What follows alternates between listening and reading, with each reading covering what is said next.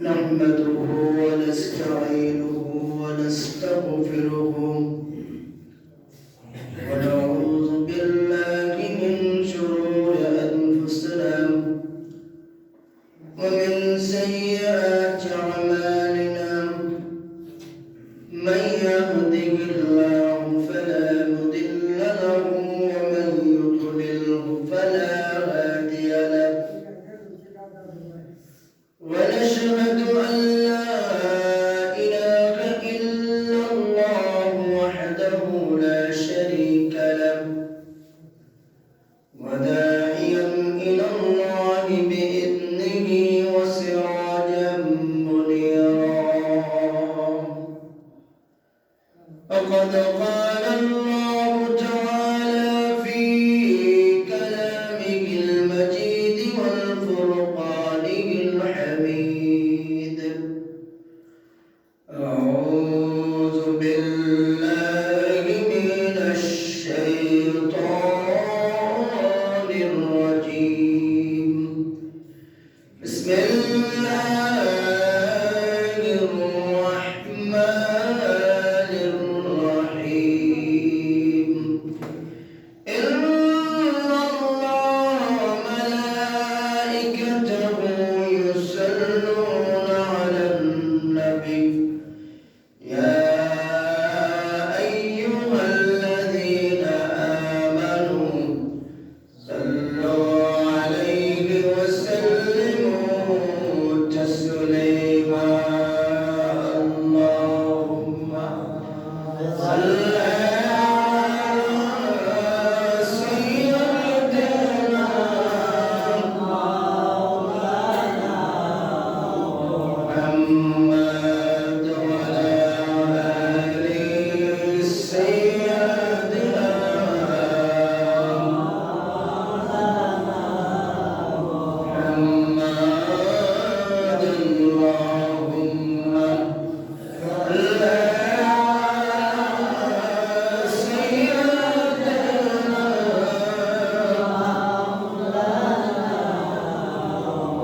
محمد وعلى آل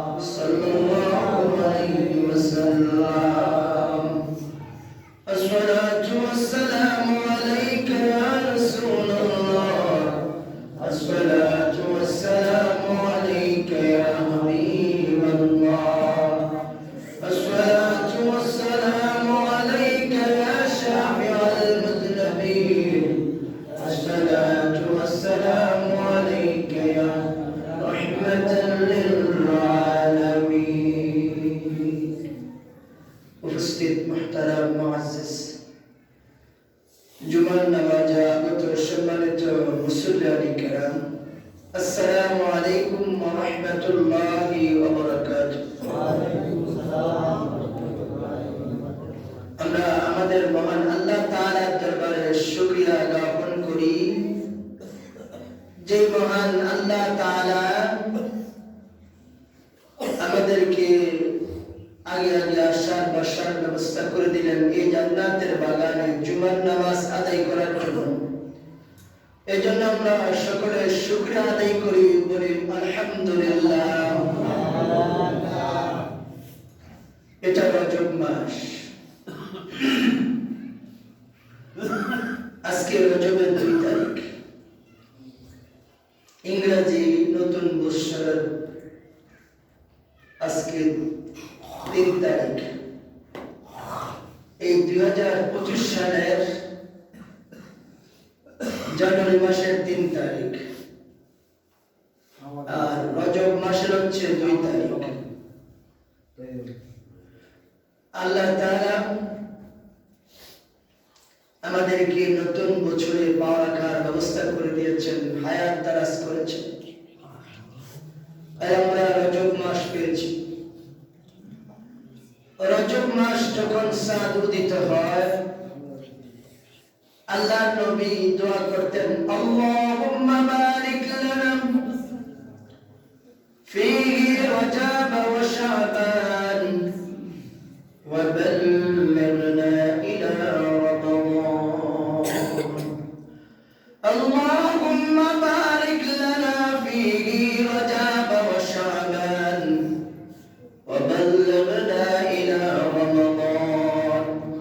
আল্লাহুম্মা বারিক লানা ফীহি রজব ওয়া শাবান ওয়া বাল্লিগনা ইলা রমাদান। আল্লাহর নবী বলেন, এই রজব মাস হচ্ছে আমার, শাবান মাস হচ্ছে আল্লাহ তাআলার, আর রমজান মাস হচ্ছে আমার উম্মতের। সুবহানাল্লাহ বলেন না? রজব মাসে, রজব মাস আল্লাহ নবী দোয়া করলেন, আল্লাহ রজব মাসের যে দয়া মায়া রহমত বরকত, এর থেকে আমাকে আমার উম্মতকে বঞ্চিত করিও না। আর শাবান মাসের যে মহামান্বিত বড় রাত্র আছে, এই রাত্র থেকে আমার উম্মতকে বঞ্চিত করিও না। শবে বরাত এবং রজবের রহমত বরকত আমার উম্মতকে দান করো, আর আমার গুনাহগার উম্মতকে রমজান পর্যন্ত হায়াত বাড়াইয়া দাও। সুবহানাল্লাহ। এটা দোয়া করতেন সবসময়। হাদিস শরীফে আসছে, মানুষ তো কবর থেকে উলঙ্গ অবস্থায় উঠবে। আমাদের আশা বলছেন, ইয়া রাসূলুল্লাহ, নারী পুরুষ সবাই কি উঠবে? হ্যাঁ, সমস্ত নারী পুরুষ সমস্ত মানুষ, ইমানদার বেঈমান সবাই উলঙ্গ অবস্থায় সে কি করবে? হাসরের মাঠে উঠবে। আমাদের আশা বললেন যে তারা কি লজ্জা লাগবে না যারা নারী? আয়েশা তখন রাসূলের হাত মোবারকরা আয়েশার গায়ের মধ্যে, মাথার মধ্যে রেখে বলেন, আয়েশা, মানুষ যখন উঠবে উঠে উপর দিকে তাকিয়ে মানুষ বলবে ইয়া নাফসি ইয়া নাফসি, বলবে উপর থেকে উঠে দাঁড়িয়ে থাকবে। যে হাসরের ময়দানে সূর্যটা তো নিচে চলে আসছে এক বিগত করে, জমিনটা তামা, এই মাটির জমিনটা তামা, মানুষ কবর থেকে উপর দিকে তাকাবে, কেউ কারোর দিকে তাকাবার 1 সেকেন্ড সময় সে নষ্ট করবে না হাসরের ময়দানে। সুবহানাল্লাহ। আয়েশা আমাদের আশা বলা যায় আসলে কেউ বস্ত্র পরিধান করা অবস্থা উঠবে না? হ্যাঁ উঠবে। কারা উঠবে? নবীরা বস্ত্র পরিধান করা অবস্থায়, জান্নাতি পোশাক পরিধান করা অবস্থায় নবী রাসূলুল্লাহ হাসরের ময়দানে উঠবে। সুবহানাল্লাহ। তো আর কারা উঠবে? নবীজির স্ত্রীগণ, নবীজির আহলে বাইতগণ, আশারায়ে মুবাশশারাগণ, শুহাদায়ে কেরামগণ। আমাজন আয়েশা বললেন আর কারা উঠবে? নবীজি বললেন আয়েশা আল্লাহর কাছে যারা খেলাফত পেয়েছে, গাউস কুতুব যারা উঠবে, যারা হক আল্লাহর ওলি, আমার বিধান আমার সুন্নাত আল্লাহর বিধানকে মানছে, তারা বস্ত্র পরিধান করা অবস্থায় উঠবে। এবার বললেন ইয়া রাসূলুল্লাহ আর কারা উঠবে? নবীজি বললেন যারা রজব মাসে আমল করবে, 2টা রোজা রাখবে। রজব মাসে এমন একটি সম্মানিত রাত আছে যে রাতে আল্লাহ তাআলা আমাকে তার আশর মহল্লা নিয়ে গেছেন। আমি ইসলামকে পরিপূর্ণভাবে দিন, নামাজ, রোজা, হজ, যাকাত সবকিছু কমপ্লিট করে নিয়ে আসছি। এই রাতকে আমার উম্মতেরা যারা সম্মান করবে, এই রাত, এই 2টা দিন যারা 3টা রোজা যারা রাখবে রজব মাসে, 3টা রোজা যারা রাখবে এবং রাত্রের বেলা আমল করবে, ওই আমার উম্মত গুনাহগার উম্মতগুলো বস্ত্র পরিধান করা অবস্থায় হাসরের ময়দানে উঠবে। সুবহানাল্লাহ। তাহলে বোঝা গেল সবাই উলঙ্গ উঠতো না। সুবহানাল্লাহ। যারা এই রজব মাস, এটা সেই রজব মাস, যারা এই রজব মাসের রাত্রে একটা রাত্র আছে, আমরা 26 দিনগত রাত্রে আমরা আমল করি, ঠিক না? রোজা রাখি। তো শুনছেন তো ভূমিকা, আলোচনা ভূমিকায় যারা শুনলেন, সবাই উলঙ্গ অবস্থা উঠবে না। যারা এই রজব, হাদিস শরীফে আসছে রজবের কিছু ফজিলত বলি। আবু বকর থেকে বর্ণিত যে আবু বকর বলেন রাসূল আকরাম সাল্লাল্লাহু আলাইহি ওয়াসাল্লাম বলছে রজব হচ্ছে এমন একটা মাস, এটা স্কিমের মাস। দেখেন কথা খেয়াল করেন, স্কিম মানে আমরা এখন রোয়া লাগাই না, ফসল লাগাই না, কয় মানুষ এটা এই রজব মাসটা হচ্ছে স্কিমের মাস। আর শাবান মাসটা হচ্ছে শ্বাসের মাস, অর্থাৎ পানি দেওয়ার মাস, এটাকে দেখাশোনার মাস। সুবহানাল্লাহ বলবেন না? নবীজি নাকি বর্ণনা করছেন, আবু বকর থেকে বর্ণিত, মুসলিম এবং বুখারী শরীফে আসছে যে নবীজি বলতেছেন রজব মাস হচ্ছে স্কিমের মাস, অর্থাৎ আপনি এই মাসে রোয়া লাগাইতে আছেন, ফসল লাগাইতে আছেন, আপনি 3-4 মাস পরে যাই না ফসল কাটবেন, ঠিক না? নবীজি দেখেন কেমন কথা, কত আগে এই কথাটা বলছেন, 1500 বছর আগে। এই রজব মাসে উম্মত ফসল লাগাইব, শাবান মাসে যে এটাকে পরিচর্যা করবে, এটার মধ্যে পানি রাখতে হবে সবসময়, ফাঁস ফসল না দিবে, ঘাস আছে কিনা ঘাসগুলা বাছাই করবে। এই জন্য বলছে শাবান মাস হচ্ছে এটা হচ্ছে শ্বাসের মাস, শ্বাস মানে পানি দেওয়ার মাস। আর রমজান মাস হচ্ছে ফসল কাটার মাস। সুবহানাল্লাহ, সুবহানাল্লাহ। আমি যখন গতকালকে রাত্রে এই কিতাবটা পড়তে আসছিলাম, হাদিসটা আমিও অবাক হয়ে গেছি, আমিও আগে এই জিনিসটা জানতাম না। যত গাড়াগাড়ি করি আর নতুন একটা কিতাব, এটা নতুন একজন আমাদের দিচ্ছে, এটার দাম 750 টাকা। এই কিতাবটা যখন কালকে শাবান রজব মাসের ফজিলত, তখন এই হাদিসটা আমিও জানতাম না। নবীজি বলছেন রজব মাসে কি তুমি রোয়া লাগাইছো, আমি আবার বানতে আছি, এরপরে শাবান মাসে তুমি পানি দিতে আসো, দেখাশোনা করতে আসো, পরিচর্যা করতে আসো। রমজান মাসে কি করি আমরা? 3 মাস পরে আমরা যে কষ্ট করলাম, টিয়া খরচ করলাম, আমি রোয়া লাগাইলাম, আলি লাগাইলাম, এই আলিটার মধ্যে হাঁস মশলা দিলাম, আতাইলাম, ঘাস পরিষ্কার করলাম, পানি দিলাম, এরপরে ধান পাকছে, ধান হয়েছে, এবার আমরা ফসল বাড়িতে কাটতে আনি, ঠিক না? নবীজি বলছেন তুমি এই রজব মাস থেকে তুমি রমজানের প্রস্তুতি শুরু করো। এই শুরু করলা তুমি রজব মাসে আমলের শুরু করো, শাবান মাসে আসলে আল্লাহ পাক তোমার জন্য বাজেট করবে, আর তোমার জীবনের সমস্ত গুনাহগুলো শবে বরাতের রাতে আল্লাহ তোমাকে মাফ করে দিবেন। সুবহানাল্লাহ। আর আমরা যখন ফসল যখন ধান যখন ফেকে যায় তখন আমরা 3 মাস 3.5 মাস পর আমরা ফসল লাগিয়ে যাই। আল্লাহর নবী বললেন আমার উম্মতরা রমজান মাসে যারা এই রমজান মাস পাবে, রমজান মাসে কি করবে? তওবা করবে, আমল করবে, রোজা রাখবে। একজন নিষ্পাপ শিশুর মতো সে ভূমিষ্ঠ হয়ে যখন একটা শিশু দুনিয়াতে আসে এরকম হয়ে যাবে আমার উম্মতেরা। সুবহানাল্লাহ, আল্লাহু আকবার, আল্লাহু আকবার।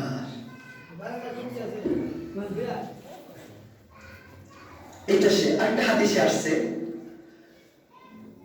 এই যে কিতাবের মধ্যে আছে এগুলো আমি আগেও জানতাম না, যে এই রজব মাস হচ্ছে বাতাসের মাস। এই বাতাস কোন কোন বাতাসের মাস?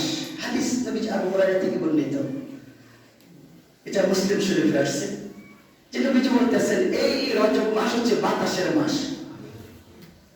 এই শাবান মাস হচ্ছে বাতাসটা কিছুটা আস্তে আস্তে ধীরে স্থির ভাবে প্রবাহিত থাকতে থাকে। সুবহানাল্লাহ। আর যখন রমজান আসে, রমজান মাস আসলে এই বাতাসটা আরো প্রবাহিত করে, অর্থাৎ আমার উম্মতকে আল্লাহ তাআলা নিষ্পাপ হিসেবে ঘোষণা করে দেয়। সুবহানাল্লাহ। এই বাতাসটা দুলিবালি, এই হাদিসটার ব্যাখ্যা বিশ্লেষণে বলা হয়েছে যে এই বাতাস মানে মানুষের গুনাহগুলো আল্লাহ রজব মাস থেকে শুরু করে শাবান, এজন্য বলা হয়েছে আল্লাহুম্মা বারিক লানা, আল্লাহুম্মা বারিক লানা ফি রজব ওয়া শাবান। ও আল্লাহ রজব মাসের বরকত আমাকে দান করো, শাবান মাস পর্যন্ত শাবান মাসের বরকত আমাকে দান করো। ওয়া বাল্লিগনা ইলা রমাদান, রমজান পর্যন্ত আমার হায়াত বাড়ায়া দাও। সুবহানাল্লাহ। এই শাবান মাস এই আল্লাহ পাক এই কি করেন আরো হাওয়া বাড়িয়ে দেন। হাদিসের ব্যাখ্যা বিশ্লেষণ হচ্ছে অর্থাৎ মানুষকে আল্লাহ মাফ করতে থাকেন, শুধু মাফ করতে থাকেন। পানি বাতাস যখন আসে সবকিছু আমরা ঘূর্ণিঝড় টর্নেডো আসলে হাদিসের এটা ব্যাখ্যা বিশ্লেষণ আসছে, টর্নেডো আসলে ঘূর্ণিঝড় আসলে কি করে ঘর বাড়ি গাছপালা সবকিছু রইল যে কেনা 10 তলা 20 তলা 50 তলা আলাইয়া দেয়। এমন রমজান মাস এমন একটা মাস যে মাসে বান্দাকে আল্লাহ নিষ্পাপ হিসাবে ঘোষণা করার জন্য আল্লাহ উন্মুখ হয়ে থাকে, প্রস্তুত হয়ে থাকে। সুবহানাল্লাহ, সুবহানাল্লাহ, আল্লাহু আকবার। এজন্য এই মাস থেকে বেশি বেশি করে দোয়া করবেন আল্লাহ যেন আমাদেরকে রমজান মাসে মরলে কবর আযাব মাফ। সুবহানাল্লাহ, আল্লাহু আকবার। রমজান মাসে যেন আমাদের মৃত্যুটা দেয়, আল্লাহ যেন আমাদেরকে রমজান পর্যন্ত আমাদের হায়াত বাড়িয়ে দেয়। এই জন্য এই আপনি বাংলাতে করেন, আরবি পারি না, কোনো সমস্যা নেই, আরবিতে করা সুন্নত। আরবি আল্লাহর ভাষা আরবি, ফেরেশতার ভাষা আরবি, কোরআনের ভাষা আরবি, এই জন্য আরবি বলা সুন্নত। আপনি যদি আরবিতে না পারেন বাংলা করবেন, আল্লাহ এই রজব মাসের বরকত, দয়া মায়া তোমার ক্ষমা আমাকে দান করো। আর যে একটি রাত্রি লেগেছে সবে বরাত, এই বরাতের বরকত আমাকে দাও, আর রমজান পর্যন্ত আমার হায়াত বাড়িয়ে দাও। সুবহানাল্লাহ। এইভাবে আমি এখন যেভাবে বললাম এভাবে বাংলা করবেন। আউযু বিল্লাহি মিনাশ শাইতানির রাজীম, বিসমিল্লাহির রাহমানির রাহিম। ওয়া মিন আয়াতিহি আন খালাকা লাকুম মিন আনফুসিকুম أزواجا لتسكنوا إليها وجعل بينكم مودة ورحمة إن في ذلك لآية لقوم يتفكرون। سبحان الله। আজকে আলোচনার বিষয় হচ্ছে স্বামীর প্রতি স্ত্রীর হক। আজকে রজব মাসের প্রথম খুতবার যে স্বামী স্ত্রীর হক, স্ত্রী স্বামীর হক আদায় করবে, স্বামী ও স্ত্রীর হক আদায় করবে। এই কথাটা বলার আগে আরেকটু কথা বলেন।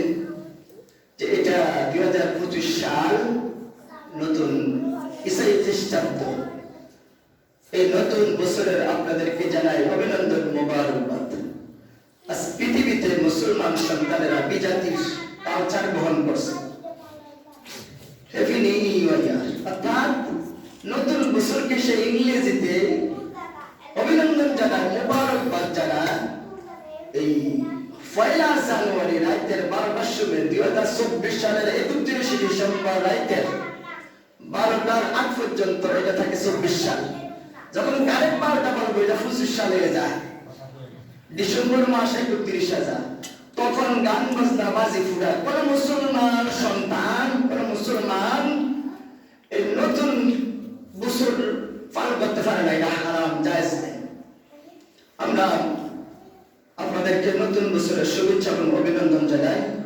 পুরান বছরের আমাদের আল্লাহ যেন সমস্ত আমাদের ভুলভ্রান্তি গুলো মাফ করে দেয়, সকলে বলে আমিন। আমরা যেন এই 25 সালে আমরা যেন ভাই ভাই হিসেবে কাঁধে কাঁধ মিলিয়ে, হাতে হাত মিলিয়ে আমরা যেন আমাদের জীবনকে সুন্দরভাবে কল্যাণের দিকে এগিয়ে যেতে পারি। আল্লাহ যেন আমাদেরকে তৌফিক দান করে, সকলে বলে আমিন। যেটা বলছিলাম, আল্লাহ তাআলা বলতেছেন অমিন আয়াতিহি, আমি নিদর্শন, আল্লাহ পাকের হাজারো নিদর্শন, হাজারো নিদর্শন। আনকাবুত শব্দের অর্থ কি জানেন? কারা কেউ বলতে পারবেন? আনকাবুত এটা একটা সূরার নাম, সূরা আনকাবুত। সূরা আনকাবুত, এই কাবুত শব্দের অর্থ হচ্ছে মাকড়সা। মাকড়সা আমরা জানি, মাকড়সা জাল বলে, ঘর বানায়। মাকড়সার জালটা কি বেশি কঠিন, শক্ত, মজবুত না একবারে হালকা? একবারে হালকা, একবারে কথা বল না, একবারে হালকা। আমার আলোচনা শুনতেছেন দীর্ঘদিন, আমার আলোচনা থেকে আশা করি আপনারা কিছু শিখতে পারবেন, যদি এটা নিজে মনে করেন। আমি বিষয়ভিত্তিক, সাবজেক্ট ভিত্তিক কথা বলি এবং চেষ্টা করি আপনাদেরকে ভালো কিছু দেওয়ার জন্য। এই আনকাবুত শব্দের অর্থ হচ্ছে মাকড়সা। আমরা যে সূরা ফাতিহা, সূরাতুল ফাতিহা তো মা, সূরা ফাতিহার 7টা নাম আছে, শুধু একটা নাম না, 7টা নাম আছে সূরা ফাতিহা।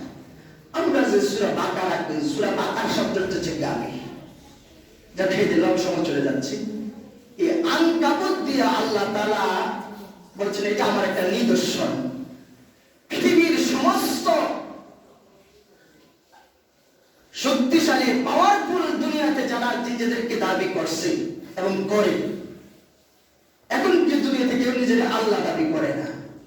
এমন সময় গেছে যে নিজের আনা রাব্বুকুমুল আ'লা, যে there is no God, আল্লাহ বলতে কেউ নাই, আমি তোমাদের স্রষ্টা, অর্থাৎ নিজের খোদা দাবি করছে, আল্লাহ দাবি করছে। এখন এটা দুনিয়াতে কেউ এই ক্ষমতা দেখাচ্ছে না। এই আনকাবুত দিয়ে আল্লাহ তাআলা উপমা দিবেন, एग्जांपल দিবেন। আমি ইনশাআল্লাহ একদিন এই আনকাবুতের আলোচনা করব। এটা সুন্দর একটা আলোচনা, আজকে এটার বিষয় না। এটাই কথাটাই জন্য আনলাম যে আল্লাহ একজন নিদর্শন দেখাচ্ছেন, একটা एग्जांपल, উদাহরণ দেখাচ্ছেন। আল্লাহ পাক হাজারো কোটি নিদর্শন আছে, সুবহানাল্লাহ। এই আনকাবুত মাকড়সা দিয়ে আল্লাহ একটা নিদর্শন দুনিয়াতে মানুষকে জানিয়ে দিলেন। আর আল্লাহ ওয়া মিন আয়াতিহি আন খালাকা লাকুম, আমি যে তোমাদের মধ্যে নিদর্শন রেখেছি, নিয়ামত রেখেছি, কোটি কোটি নিয়ামত, কোটি কোটি নিদর্শন, एग्जांपल, উদাহরণ, সাপোজ। অর্থাৎ এই নিদর্শনের মধ্যে এটা একটা নিদর্শন, সুবহানাল্লাহ। সেটা কি নিদর্শন? আল্লাহ তাআলা বলতেছেন মিন আনফুসিকুম আজওয়াজাল লিতাসকুনু, আমি তোমাদের মধ্য থেকে অর্থাৎ আমাদের মধ্য থেকে আল্লাহ তাআলা এই নিদর্শন সৃষ্টি করেছেন, সুবহানাল্লাহ।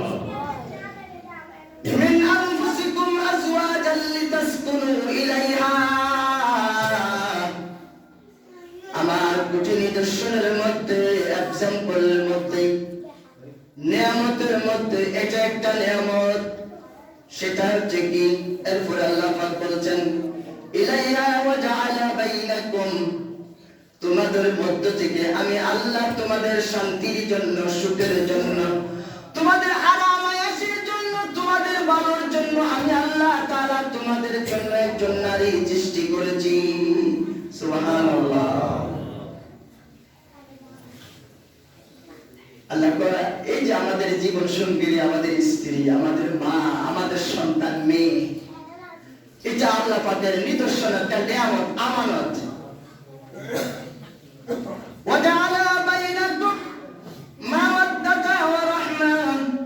এটা আমি আল্লাহ পাকের পক্ষ থেকে তোমাদের কাছে এসেছে শান্তির বার্তা, শান্তি। এটা আমার পক্ষ থেকে এসেছে তোমাদের কাছে রহমত। সুবহানাল্লাহ বলবেন না? কেউ 20 বছর 25 বছর 26 বছর হয়ে গেছে, বিয়ে করে না, নিজের চরিত্রকে নষ্ট করে নাই। তখন প্রথম দিন মুলাকাত হয়ে যায়, বলে ওই যে কত শান্তি, কত আরাম। সুবহানাল্লাহ। লজ্জার বিষয় নয়। আল্লাহর কথা আল্লাহ বলতেছে, আমার কথা না, আমি বলতেছি না। আল্লাহ বলে তোমার শান্তি, এটা একটা এক্সাম্পল গেল। আপনি ব্যবসা করে আসতেছেন, পরিশ্রম করে আসছেন দোকান থেকে, মানুষের থেকে হাজারো কথা বলতে হয়। মাথা ব্যবসায়ী যারা করে তারা মাথা খারাপ করে না। আর যাকে বাসের গাড়ির ড্রাইভার, কন্ট্রাক্টর, কিছু জিনিস আছে, এগুলোর মাথা পাবলিক খারাপ করে না। এই সেক্টরগুলোতে এত সবুর লাগে, ধৈর্য লাগে বলার বাইরে। আল্লাহ তুমি কষ্ট করে আসছো, কাম করে আসছো, জমিন থেকে কৃষি কাজ করে আসছো, তুমি পরিশ্রম মানি কাটে আসছো, ব্যবসা করে আসছো, তুমি চাকরি করে আসছো। আসার পরে তোমার স্ত্রী তোমার জন্য রান্না বান্না করে রেখে দিচ্ছে, তুমি বলার আগে তোমার জন্য প্রস্তুত করে দেয়। সুবহানাল্লাহ। এটা কি শান্তি নয়? এটা কি আল্লাহর একটা নিদর্শন নয়? আল্লাহ কি এটা আমাদের জন্য একটা রহমতের ব্যবস্থা করেছেন না? সুবহানাল্লাহ। এই আমাদের এই জীবন সঙ্গীকে অনেকে আজকে আমরা কি করি, গোলাম হিসেবে ব্যবহার করি। একটু যদি লবণটা বেশি হয়ে যায়, জানটা যদি একটু বেশি হয়ে যায়, মা 14 গোষ্ঠী হইয়া শুরু করে গালাগালি।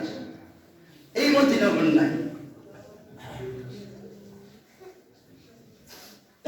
14 গোষ্ঠী দুই গালায়। একটু স্বামী নামের বাচ্চা, জাহেল, মূর্খ।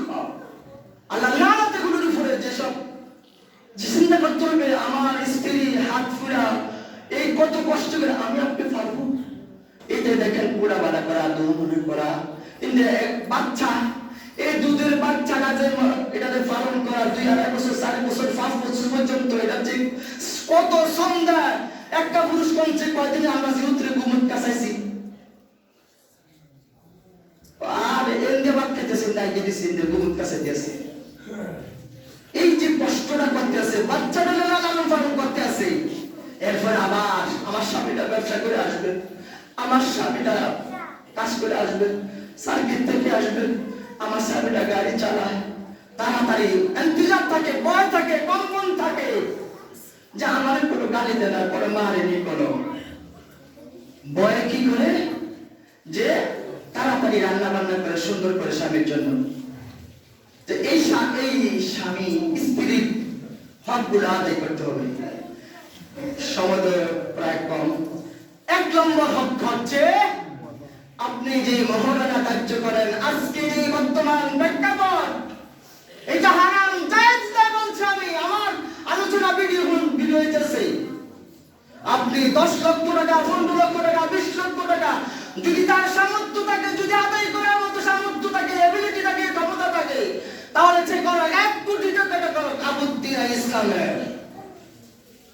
কিন্তু আজকের সমাজে এই যে মহারানা 2 লাখ, 3 লাখ, 5 লাখ, 6 লাখ করে, এটা জায়েজ নাই, এটা জায়েজ নাই, আদায় করে না। এই যদি স্বামী যদি মহারানা আদায় না করে, তার সাথে মোলাকাত করে, সহবাস করে, এইটা জায়েজ হবে না। তার সেই পেটের থেকে 4 সন্তান পয়দা হবে, হারাম হবে, হারামে মেলামেশা। 1 নম্বর হচ্ছে মহারানা আদায় করতে হবে। আমি আমার স্ত্রীর হক রাত আমি মোহর আদায় করছি। আমি আগে বাইরে রাখছি, কারণ যিনি মুক্তের আমার উনি একজন হাফেজ আলেম, উনি আমাদের মসজিদে ইমামতি করছে।